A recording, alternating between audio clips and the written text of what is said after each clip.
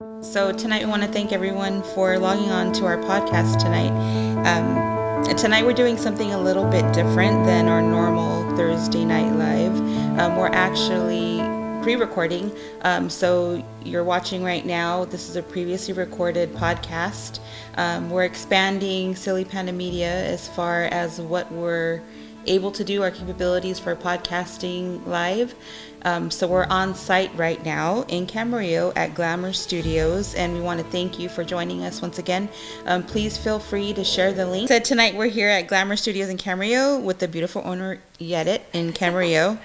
Again, Yedit. I just keep on saying it over again to say it right.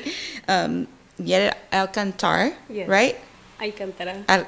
Okay, see, I can't say that right either. Okay. So we want to thank you for giving us this opportunity because although it's your first podcast that we've been working on, it is. It's something different for us, but then also for you. Yes. So we're excited that you're venturing out with us on new things that we're doing. So thank you for joining us tonight. Thank you for coming to my studio. Yeah, it's so pretty here. I wish you guys could see it. You'll have to come in after you're done with this. So I want to start off with giving you, the viewers, a little bit of background on her because she has a lot that she's accomplished. A little bit over a year ago, Yeti, you were featured in Talents magazine. Yes. And it was an article on the upcoming grand opening of Glamour Studios. Correct. I'm not sure if you remember the day of your grand opening, but it's been a year now. Yes. And you just recently celebrated, and it looked like it was a great turnout with everyone that had came. Yes, it was. It was last year, November 15. It was a Thursday. I was not expecting a lot of people, but my family came over and the salon looked already full. So I was like, okay, I was happy, right? Around 5:45 in the afternoon, a lot of people started coming in, and then the chamber came in, and then they helped me to do the grand opening. And then after that, like around 8:45, 9 p.m., still people coming in. And like, what's going on in here at the grand opening? A few people they knew because I posted on my social media and Facebook, so they knew, and some of them they were like, "Oh, what is it?" But it was exciting. It was really excited. I got really good time. Yes. Yeah. So there's a lot about you that I want you to share with us tonight. You guys are going to be blown away with just everything that she's gone through to get here. And I think for those of you that are watching, anyone that is aspiring to run a business, own your own business, help with the business, anything along those lines, maybe not even start your own business, but just even work in a team environment, you're in for a treat tonight because she has an amazing story. So let's start with how all of this started. Do you feel like, not embarrassed, do you feel like, wait, who is she talking about? Yes, I feel like, wait a minute, is that really, all these, I made it myself? Oh, I made it, Yeah. Yeah, it's kind of like, really? Sometimes it's not, even, it's been a year, it's not clicking on my head yet. It's not, I'm not believing yet. Like, really? Yeah. Like, this is so far I've become. So does it seem like if it's been a year already, or like not? So let's talk about how you got here.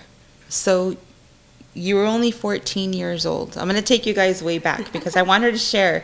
Not way back because she is not. I'm 21 still. She's 21. I'm 24. Just kidding. When I say take you guys back, I mean because I want her to share how this all got started, how, the steps that she took that she needed to go through, not just the steps she needed to go through, but just the life portion in her life that she needed to go through and get through to get here. So you were 14 years old. You were not born in the United States. No, I born in Mexico City. And when you were 14? When I was 14, I came here to United States, and it was a little difficult for me because, I have to learn English as a second language. And when I went to the high school, it was on that time where it was a new law, like no Spanish in the classroom. So it was hard for me. I was like, okay, I don't think this is gonna happen. Like this is for me. So I left the school because I have to work and help my mom to pay the bills. So when you came to the United States, though, you were living with your grandmother, in correct? Mexico, and my aunt, I call her mom, and my abuelita, I call her mom as well. Oh, yeah. So you were living with them there. Your mom was already here in the United States? Yes, she was here with my one of my brothers that were here already, and they took like probably like 7-8 years to finally, meet together again here. So you came here, and when I say here, I don't mean like here in the studio, but you moved to LA, which was where you started. San Fernando. Yes, okay. San Fernando. And how hard was that for you? Because you figure you're leaving everything that you know. Yes. Don't know anything about speaking English. New country, new culture. It was hard because I had my friends in the high school. Yeah, you had to leave that. I mean, teen years themselves, you guys, is hard. So imagine leaving anything that you know, being a teenager, to go to an entire different planet. It's like a different planet. Especially San Fernando of all places, California of all places, probably only things that you've seen on TV. Yeah, that's what you see and you remember, and that's all. Yeah, and then come here, and then it's like, wow, this is United States. Yeah, so is it something that you would say you always dreamed of when you were a kid, like to one day come over here and like did you always know that you wanted to be a stylist? Do makeup, just own your own business? No, when I was little, I want to be a human resource because I really wanted to fight for the rights of the people. That was when I was little. Everything started changing, when I started, doing my own makeup, and everybody was like, oh, your makeup look really pretty, and then your hair. So I was like, okay. So that's the time that I started doing the makeup for my friends, for quinceañeras, for my mom. And then I realized, like, okay, I think this is what I wanted to do. And I started doing a freelance for many years. And then I worked at the clinic for probably 2 years only to just get the experience. But they needed people with license as estheticians to do some facials and things like that. And I didn't have it at that time. So that's why I was like, okay, so I'm just going to do just the makeup. For the brand clinic, I was just in the front counter, just kind of like doing the makeup. But and then after that, different opportunities came across, and I left. Wow. But I still was doing some makeup here and there for friends, quinceañeras, going to their houses, things like that. So you were going to school, and at one point you kind of had to put your schooling on hold. Yes. Because you needed to help support your family.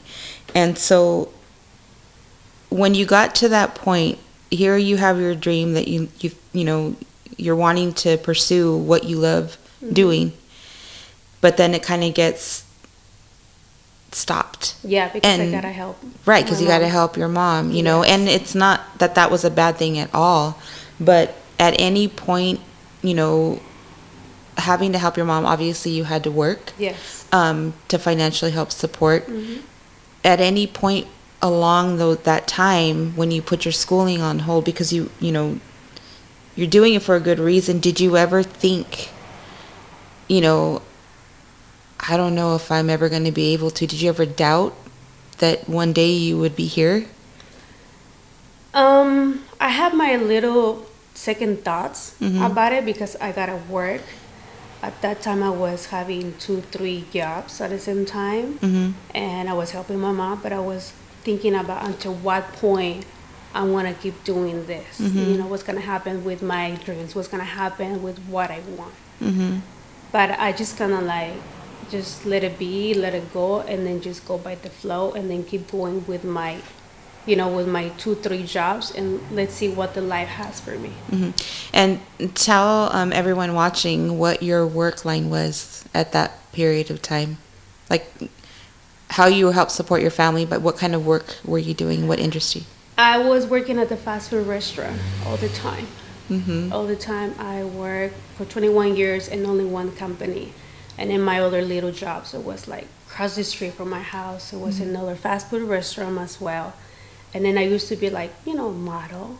Just the Rose magazine, the Latina Rose magazine. I did like a photo shoot like a few times. And I used to be like one of those girls, they shows on the dealer like, buy this car for so and so. And I was like, showing like this, next to the guy. I probably did like 3 or 4 shows, but that was many years ago.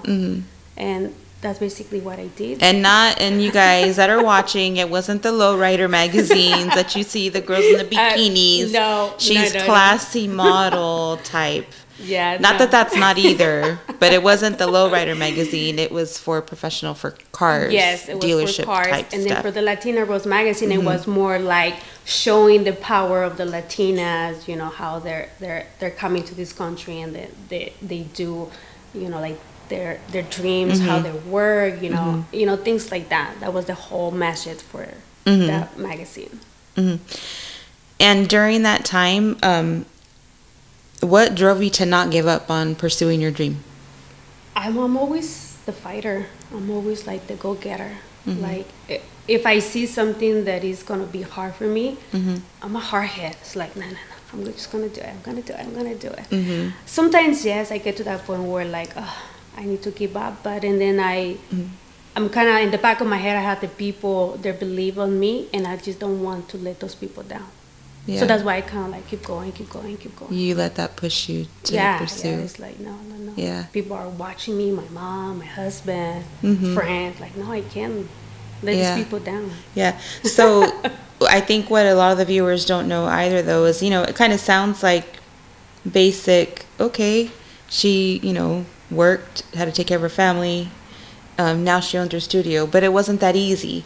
No, it was there hard. was a long process. It was a hard process, and part of that, the reason was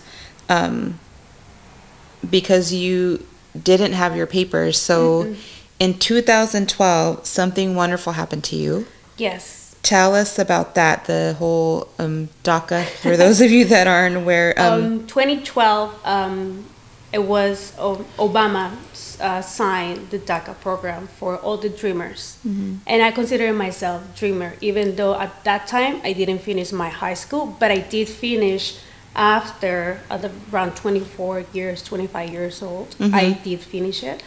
But it was a program where everybody who came into this country under 16 years, they were allowed to apply for that program. So I did apply, and I was like, I don't know, maybe I'm gonna get it, maybe not. But I knew it was kind of like, it's a hope, because I was good citizen, even though I'm not like citizen, but I was really good person in this country, out of trouble. So I was like, I know I'm gonna get it. And then I applied for that, and then not a few months, it took like 7-8 months for me to get an answer, positive answer, obviously. Yeah. In the magazine article that I was reading, you described that moment when you received notification about your DACA. You described it as the floodgates open and the sky became the limit. What did that mean to you?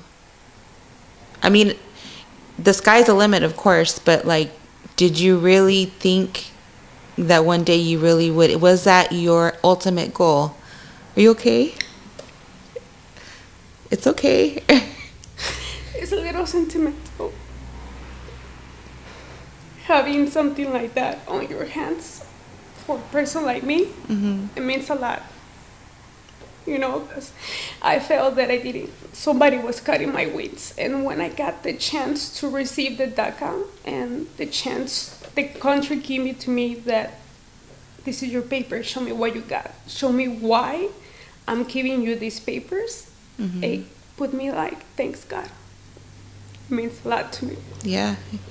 And I know for a lot of people, they are in my shoes, the dreamers, I know that's how they feel. Some people dream to be doctors, some people dream to be something different than what I am today. But I feel every time when I see those dreamers, I'm like, my situation has been changed, thanks God, but still, I still consider myself as a dreamer because I was one of them. And then I felt the process, and every 2 years, I gotta redo my work permit. And then it's sentimental, and it's kind of like, you don't want to like let go. This is kind of like, this is where I am, and I want to work hard for it. Yeah. And then I know there are family members that are from the DACA, and then I know people that are from the DACA, and they're great people. They have business too.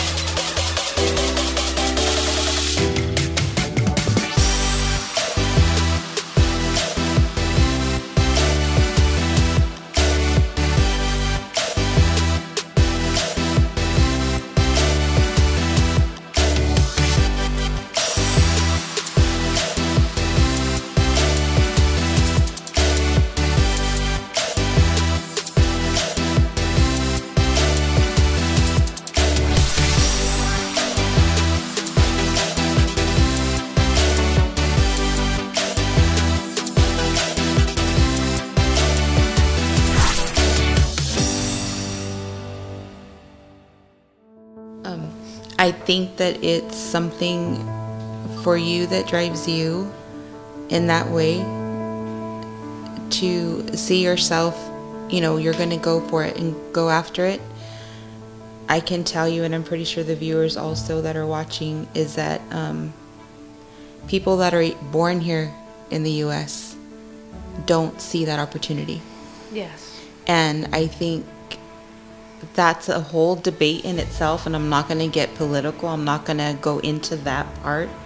But I'm glad that you shared that, because that's what the American dream is. Right. It's not necessarily I'm an American citizen and I have the right. It is a privilege. Yes. And it is a privilege that many don't act on. And you have probably some people that will look at it as, haters, or however you want to refer to it, that I know you've experienced. I know. But everybody has the same opportunity. It's up to, every individual, if they want to go for it. What way you want to go. Yeah. Which one way you want to choose. Yeah. And then just go for it. Yeah. If you want to pursue it. I mean, I know, for us, with this whole podcasting and commercials and, helping businesses, for a minute, it's like we thought, why did we wait so long before we did this? Yeah. But I know that was all according to plan. It was supposed to happen that way. And, we're acting on it now. And the same for you. You chose to make a move. Yes. And you continue to make a move. So I think that's the beautiful thing about you, and it Thank shows. You. And I'm just amazed by you. She's beautiful on the outside, but she's more beautiful on the inside. Thank you. So shortly after receiving your DACA status, is that when you pursued your license to become an esthetician? Actually, no. It was like few months before I received the great news. I went to enroll myself to the school, the beauty school. And then the lady told me, if you're not going to get your social security, you're not going to be able. And then she told me the risk. And then I choose to take the risk, do my deposit and everything. Again, the go-getter. Yeah. Like, don't say no to your dad because it's going to go backwards. And then I would say a few weeks later, I came back and I said, I got it. And then she's like, oh, that's great, awesome. She was really happy about it. And then she said, the loan opportunity for you to do the application, it's done. That means that I had to pay my school on my own. So I was like, okay, so how much is it for a month? And then she told me. And then I kind of like did my math. I'm like, I think I'm going to be able to do that. Thanks God, I had a really great job. They paid everything. Right. And then I did it. I did it in 8 months, the school. Wow. But at the time that I was in the school, because it's an institution, it's like a medical terms, the English, it was like, my teacher Amy, I love her. She always said, Yadi, you can do this. Because you even remember her Yeah. name, so that's how you know, My too, God. you really... I was like, Amy, I don't know this. And she's like, remember. And then she used to be like, you know, like 1, 2, 3. And then she go back in Spanish. 1, 2, 3, 4. And then she'd be like, okay. She used to like support me on that way. Mm-hmm. So I kind of like, I remember the good people that I had, you know, Yeah. this hard time that I had in the past. So like, okay, Amy, okay, and I'm gonna get it. And she's like, I am an esthetician, you're gonna do it. Is that what you want? I was like, yes, okay, then you're gonna do it. Mm-hmm. And I remember when I passed my test, my stable and everything, I called my husband, and then at that time was my boyfriend. I called my mom, and then she was the third person that I called. Say, Amy, I got it. And she's like, but you see that? Because you believe in yourself, and I believe in you. Mm-hmm. And I was like, thanks, Amy. And I still get in touch with her. Yeah. Yeah, she's awesome. Aw. Teacher. Sorry, we're all emotional over here. I didn't mean to make her cry. I promise I didn't. It's just, I think, when it's something that's done with your whole heart, it shows. And you're obviously, your Glamour Studio place here was built with love and commitment, and a huge part of you is in it. Oh, yeah. And I sweat. I was like, sometimes I was not sleeping, like, okay, if I'm going to make it or not. mm-hmm. I was scared. But I like too that you even say, you know, like even people that you've come across, because I think that's important also, is people don't know how much they can affect you and help you at the same time when you're trying to do something, you know, grow your business or even establish your business, you know, every single step, you know, that you've got to make, and not knowing, stepping out into the unknown, first time ever doing it, but the people that you come in contact with to help is amazing. Mm-hmm. I got a good people that I know, and then they help me, they support. Mm-hmm. But at the same time, I got those people that were like, still dreaming. You're not gonna get there. Yeah. Like, trust me, you're gonna see me. Yeah. And then when I do, you're gonna want my service, and I'm gonna tell you no. I'm just kidding. You wouldn't do that. You're like, I'm oh, make like, you give her my Instagram. Just kidding. Who are you? Sorry. Yeah. Okay, so once all of that was done and squared away, your schooling, your license for esthetician, A year later, I got, one time my husband and I were passing drive on Sino, and then he just told me, that's Chiquis Rivera Salon. I was like, where? The next day I called the salon, and then Helen, she was the manager in there, she said, oh, come here for the interview. And I was thinking, like, I'm not gonna get it. You know how many people apply to be stylists and esthetician to just work with Chiquis Rivera Salon? I can't imagine. I mean, it's a lot of people. Mm-hmm. Probably they just want to work because it's Chiquis Rivera Salon, not because they have the passion. Right. I was, because I love Jenny Rivera, and I was like, I want to get to know Chiquis Rivera on a different level. And then I got the chance to work on her salon for a year. Were you blown away with that? Like, oh, yeah. When I met Chiquis in person, I was like, oh, my gosh. They told me Isabel was one of them. Chiquis is here. Come over here. And then Chiquis is one of the humble person. I love her. She's so nice, and I got the chance to know her in a different level. And she's really nice. She's really, like, I don't know. She's beautiful outside, but she's really, like, humble person. She was like, oh, sit down here with us, and then she started talking. Okay, bye, my love. I couldn't go to the holiday party that she made because I was sick, but yeah, she was really nice person. I got the chance to work with her for a year with the whole team, and it was one of my best experience ever. Yeah. And then not only that, when she launched her own brand, Flawless, she calls me, hey, you want to come in to do, facial services? She was doing the launch. I'm like, yes, of course. And I had a chance to be with her for a full day. Wow. Doing that. And I was like, thank you so much, Chiquis, for thinking of me. She has a lot of people that she knows. Right. And then to reach out to me and reach out to the other people that she worked with, it was like, thank you so much. To consider you like that. Yeah, I was like, oh, you still remember me? Yeah. Oh, And I remember when I did my grand opening, I put the video. You can go on my Instagram and then you can see Chiquis Rivera. She's like, I am so proud of you. Oh. I was like, oh my God, that means a lot to you. Yeah. I mean, big people see like small people like me, like, oh my God, take the chance to go and comment and like. It's like, oh my God, thank you, Chiquis. Oh, how cool. That's so cool. I'm going to go and look now. I'm going to be a stalker. Stalk you some more. So after that, all of that experience, and then you get here to Camarillo. Yes, I got married. My husband was the reason why I moved to Camarillo, and I left my family in San Fernando, a few of my clients in San Fernando, and I was to my previous job, commute back and forward, going there, coming here, going there. But he was the reason why I moved to Camarillo. And like I had said before, I mean, before we went live on here, or pre-recorded, love makes you do crazy things sometimes.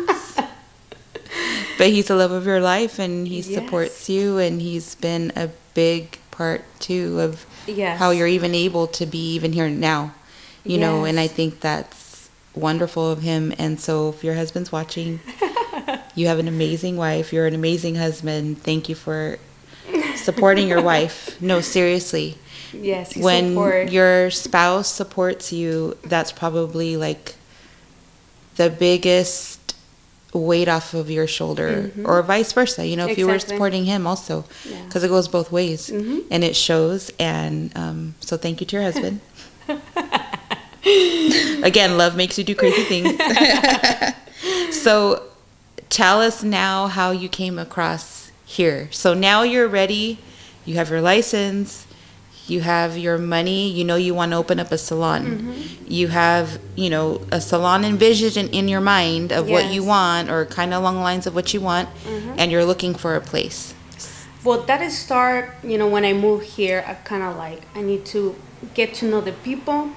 Needs to get to know me. Camarillo is a small town, so everybody knows each other. Everybody has their own nail technique, their lashes lady, hair lady. So I work for a salon for 2 months. And then after that, I worked for another salon where I met Laura, which is one of my stylists. She was the owner for that salon. And it didn't work out for some reason. And then I met Susie, and then I started renting my own studio. Okay. Without clients, I'm like, I'm just going to go renting. And my husband said, are you sure? Because you have no clients, remember? And I'm like, remember, I'm the go-getter. So don't say no to me.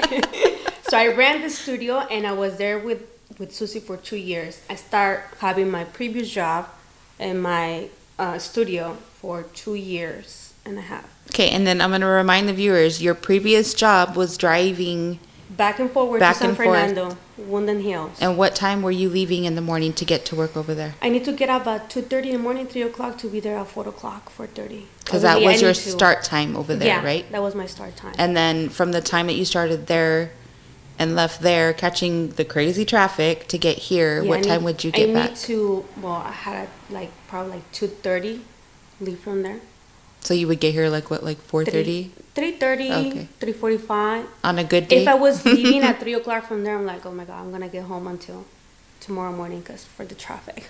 Okay, and then you would get here at that time, and then you would go work at the salon? Yes, I would go to my studio and get my clients like around 4 or 5 o'clock, depends on the time that I was coming back home. 5 o'clock, 6 o'clock, and I started with my clients. Wow. And my days off, I was full day booking from 9 o'clock all the way to 7, 8 p.m. Wow. Yes. That's a lot. It's a lot. It's a lot of, especially I had a big responsibility in my previous job. Being the big boss, and my managers calls me, what should I do, this and that. Running stuff that I need to do for my other job, my small business. So right. Okay. But all the time I had in my head, I want to own my own business. I want to own my own business. Yeah. And it's not that I wanted to have my own business because I just wanted it to be. Like people, just in general, to make money, which that's part of it, but that's not the main reason why you wanted to. Yeah, no, for me it was more like, I want to have my own business so I can not only be my own boss, but create my own hours, get to know different people and help other people. The struggle, same as me, or more, or worse, or whatever. Right. You know, I really believe in, you know, like helping people all the time. Yeah. So that was the main thing.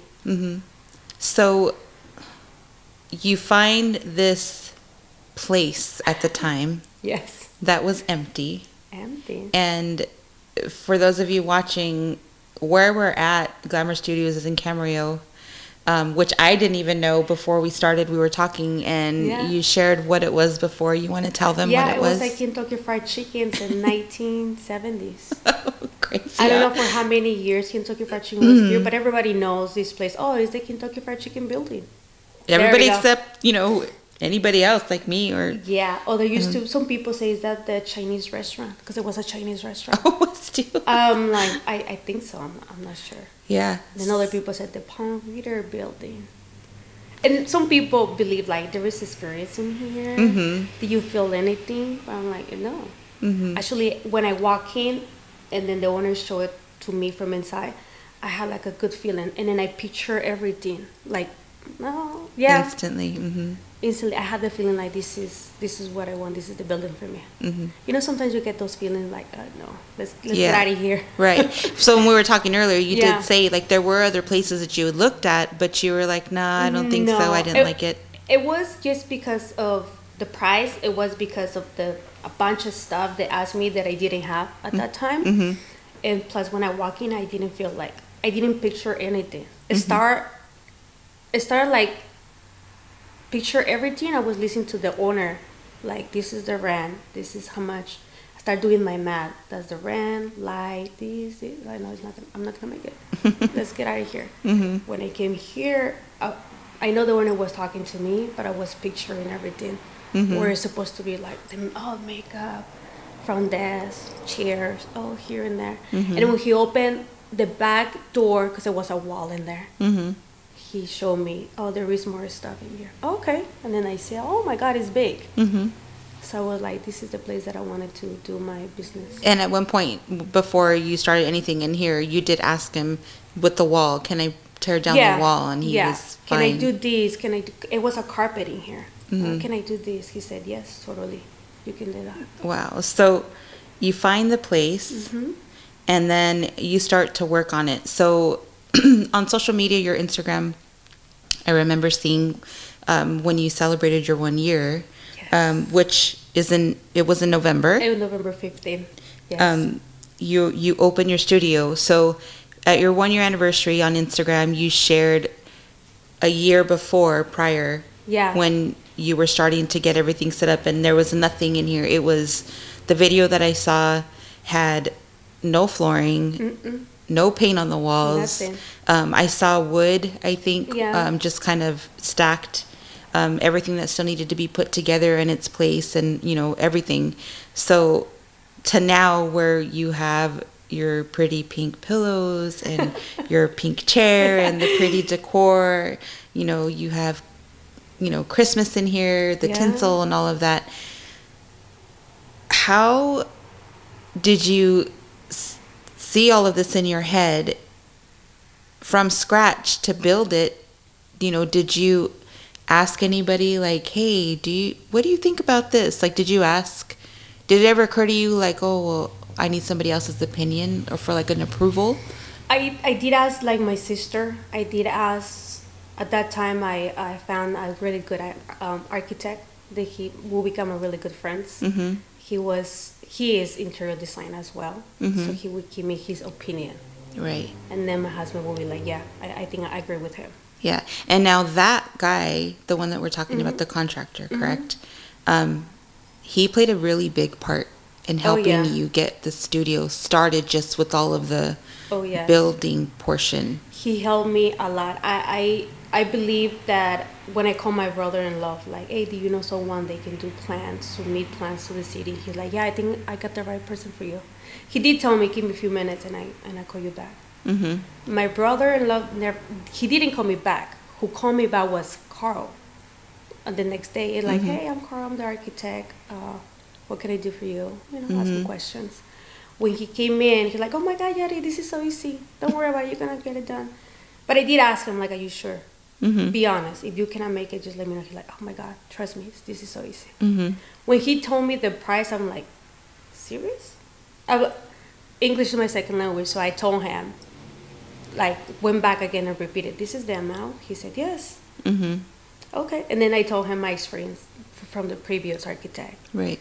You know, how long it's going to take. The amount of money they wanted to charge me was like, oh my God, it's going to make me impossible. Yeah, because it consists of getting approvals. Yes. Permits. Inspections, plans, people to come in and do the actual work. So he's like, "Don't worry, I got the people that can do that for you. Don't worry about it." He literally was like heaven sent for you to get it all started. Yeah, he helped me a lot in many ways. Tell the viewers also the why it was important for you to like hurry up and get it going from the time that you signed. The reason.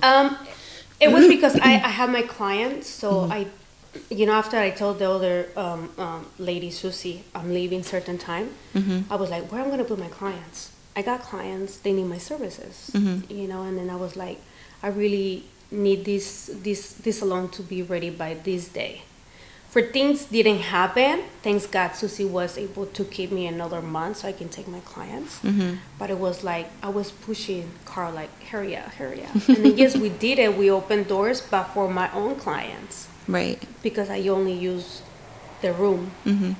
But I was missing a few things to just finish details. Before really opening up to the public exactly. type of thing. And probably a month later, we did the grand opening.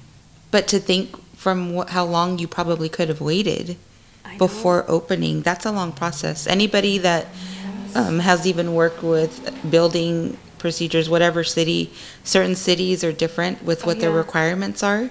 It can take, to hear just a month or months, whatever, I've known places where it's taken a year, a few years. Well, we start with the construction on July 19, and then we finish on September 19. That's amazing. 20. The main construction to be able for me to bring someone inside the salon and be safe. Right. But it still was the door need to change, like the glass detailings was missing, the front desk, a few things that was missing. Right. It looked like a beauty salon, but it was missing a few things, like the sign, but everything started being, taking place little by little. Yeah, that's awesome. Yeah. Tell us what your services are, and then tell us how many women that you have on your Glam Squad team. Okay, my service that I provide to my clients, I'm a licensed esthetician and a makeup artist. I do, skincare, makeup, microblading. They call it tattooing, but it's not really actual tattooing. I don't do like the art of the tattooing people, but kind of a little bit. I do have 11 girls working, not under me because they're our own business. They're coming and rent the chairs. I have people that are 40 years in the industry, 36 years, 25, 28, 15, 10. Wow. Everybody does hair. I have Angie, she's my nail technique. She's awesome. She's the one who does my nails all the time. Like, Angie, I need you. 911. Oh. Yeah, so I have total 11, and I have a receptionist that she comes here twice a month to help me because she goes to the school too. Okay. So Angie's husband is the one who helped me to do the website. Okay. And to put everything together, and then he was the one who struggled with Amazon to put my lashes on Amazon. Oh my gosh. Because it was hard. Sometimes we're thinking like, I want to sell things in Amazon, but it's not that easy. It took like 2 months to get approval. Oh my gosh, but that's like nothing either. You're funny. Not funny, but when I say that, I mean because, it's like so many people procrastinate. But again, you're a go-getter. Yeah. So it's like fast. Yeah, I was telling Jesus, no, we have to do it faster. And he's like, okay. Weekly, hey, Jesus. Or I was like, Angie, ask Jesus, he's doing it. Yeah, he's working on it. Okay, perfect. He's probably relieved now. I know. I was sometimes when he would come and do the nails, I'm like, "Hey, Jesus," and he was like, "Oh." Don't ask me no questions. Don't ask me about your lashes because I'm here to do my pedicure. And then little by little, like I would go to that corner. Hey, Jesus, so what happened with the lashes? oh, don't worry. But he always had a really nice attitude, and Angie, they helped me too. Mm-hmm. That's great. Yeah, you guys all seem like you're very close. And Yes. who was the one? So those of you guys watching last podcast with the Good Hustler, Richard Linares, I know, he's he's great. so I love funny. him. We ran into him yesterday too at the Tamale Festival in Oxnard. Oh, okay. He emceed the Christmas parade. But I had mentioned our oldest daughter, Priscilla, had just recently gotten married. And so I shared with, then on that podcast, there was a girl that did the desserts. But here also, my daughter came and she got her hair done.